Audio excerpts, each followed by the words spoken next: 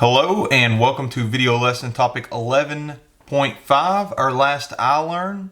Today we are going to finish up by doing volume of pyramids and cones. Now we already talked about what cones and pyramids are. Our objective is I am learning to find the volume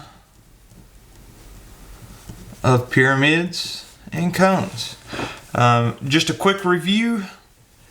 A pyramid, it has a base, it's a polyhedron, so it's three-dimensional, and the sides are going to be triangles no matter what shape the base is. And we've been working mostly with regular, regular pyramids. And then we have cones. Cone is like the same thing, except the base is a circle instead of, say, a square, rectangle, pentagon, hexagon, and so on. So today we're going to finish up by doing the volume of a pyramid and volume of a cone. The volume of a pyramid has the formula, volume equals 1/3 the area of the base times the height. The volume of a cone is 1/3 and the base, the area of the base, which in this case is a circle, so pi r squared, times the height. Now with those two formulas, we can do our examples. So example 3, it's got a bunch of different parts. I'm just going to do two of them, part A and part F, to give you two types of problems. Or actually, let's do A and D. Find the volume of each pyramid. So that is 1/3 times B times H. Well, on A, the capital B stands for the area of the base. This base is an 11 by 11 square. So 11 by 11 would be 121 for the area. And then the height is actually given. It gives you this altitude, it's called.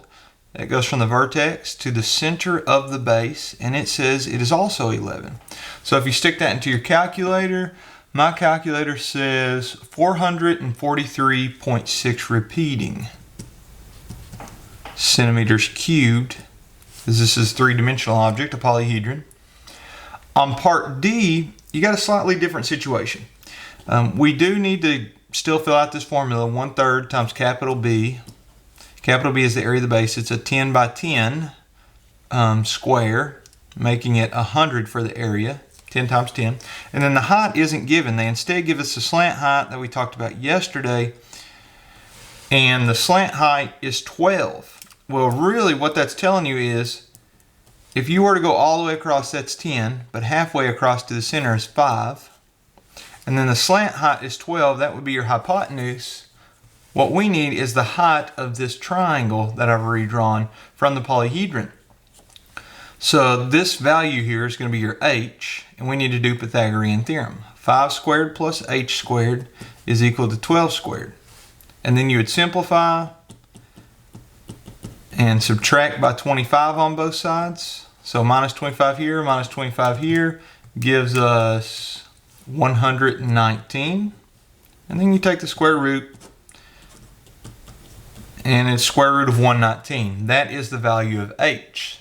So what we can do is just substitute that in here and then stick it into the calculator.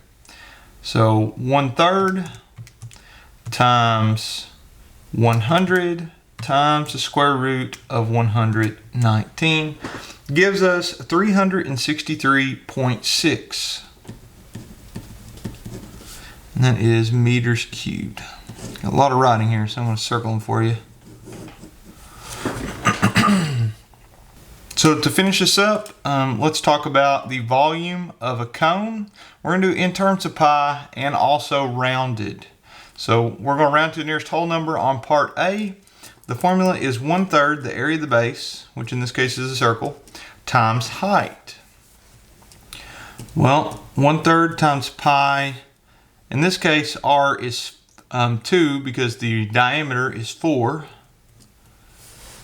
And then the height is given at 4 feet.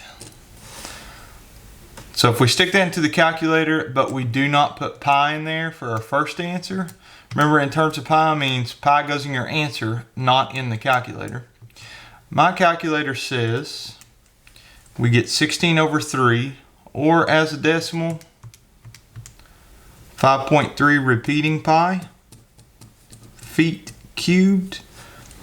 But we can also do it to the nearest cubic foot. So if we multiply that by pi, we'll get approximately 17 feet cubed is the same answer. Let's do one more. How about part C? This one says to the nearest cubic inch, so it'll be the whole number as well as in terms of pi. So 1/3 pi r squared h.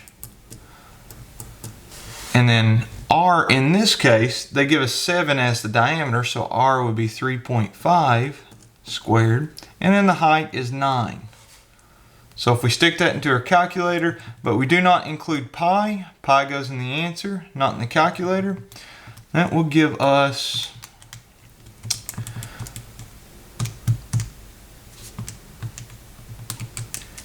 36.75 pi inches cubed.